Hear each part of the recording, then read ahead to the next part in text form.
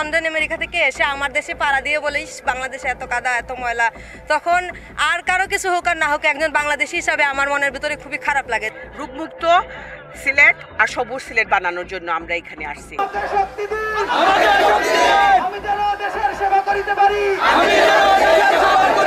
আমরা অনেক ক্ষেত্রে কষ্ট পাই যে আমাদের এই নগরগুলো সেই অপরিচ্ছন্নতার দিক থেকে শীর্ষস্থানীয়। এই পরিষ্কার পরিচ্ছন্ন আমাদেরকে জবাবদিহি করতেছে আমাদের রাজনীতিবিদদেরকে, আমরা কীরকম করে ওদের সিলেটকে সুন্দর করে রাখবো সেই জন্যই আসছি। এখানে জল্লার পারে এটা আমরা যখন জানতে পারলাম এখানে প্রচুর বর্জ্য আছে, সিঙ্গেল ইউজ প্লাস্টিক আছে, সেই থেকে শুরু। এবং আমরা সিলেটের যত তরুণ সংগঠন আছে প্রায় 22টা সংগঠনকে আমরা একত্র করে এই কাজটা আমরা করতেছি এবং আমাদের পরবর্তী কার্যক্রম এটা অব্যাহত থাকবে।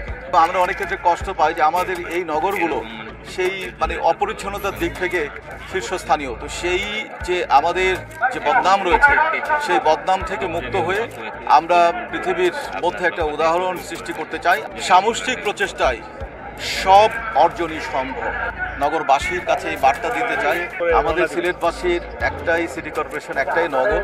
আমরা সবাই মিলে যদি আমরা এই সিটি কর্পোরেশনের অথবা আমাদের নগরকে আমরা পরিচ্ছন্ন করতে চাই সেটি সম্ভব।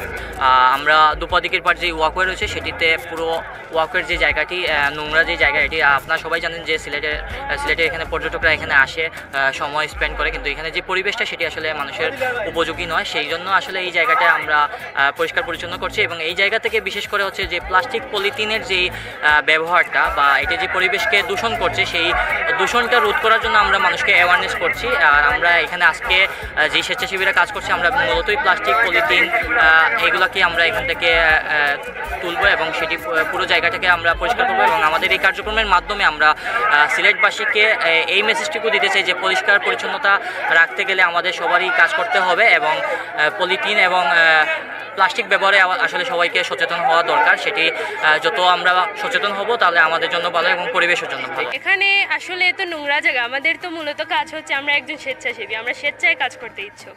তো এখানে অনেকগুলো সংগঠন আসছে, আমরা একসাথে কাজ করতে আসছি যে সবাই যদি পরিষ্কার পরিচ্ছন্ন থাকে তাইলে আমরা এটা অনেক সুন্দর একটা পরিবেশ পাবো।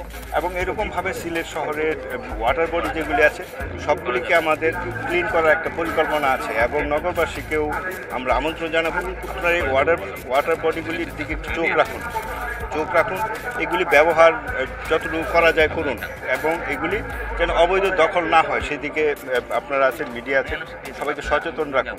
তাহলে এই ওয়াটার বডিগুলি সিলেট শহরের আসলে প্রাণ। আমাদের যে সম্প্রসারিত এলাকা হয়েছে ওখানে আমরা ড্রোন সার্ভে করেছি, ওয়াটার বডিগুলিকে মাস্টার প্ল্যানে ইনটেক রাখার পরিকল্পনা করেছি। আসলে শহরগুলিতে ওয়াটার বডিকে আমরা যত ইনটেক রাখতে পারবো সেটা শহরের জন্য তত মঙ্গল হবে। আজকে আমাদের যে পরিবেশ পরিচ্ছন্নতার কার্যক্রম এটা হচ্ছে পরিবেশ অধিদপ্তরের আন্ডারে। তো আমরা এখানে সিলেটের প্রায় 24-25টা সংগঠন মিলে একসাথে কাজ করতেছি। স্বেচ্ছাসেবী সংগঠনরা আজকে যারা এখানে আপনারা জানেন যে 22টা সংগঠন কাজ করছে, তারা মূলত আজকেই এখানে কাজ করবে, কিন্তু এটা আজকে হয়তো বা পুরোটা জায়গা পরিষ্কার হবে না, কিন্তু সিটি কর্পোরেশন এখানে 4 দিন 5 দিন বা 1 সপ্তাহ ধরে কাজ করে পুরো জায়গাটাকে পরিষ্কার করবে। এবং আমরা স্বেচ্ছাসেবী সংগঠন যারা রয়েছে বিভিন্ন সংগঠনে আমাদের যে অ্যাওয়ারনেসের প্রোগ্রামটা সেটি আমাদের হয়তো বা আজকের পরে সেটি পার্সোনালিভাবে বা যার সংগঠন ওয়াইজ আমরা কন্টিনিউ এটা করে যাব এবং করে আসছি।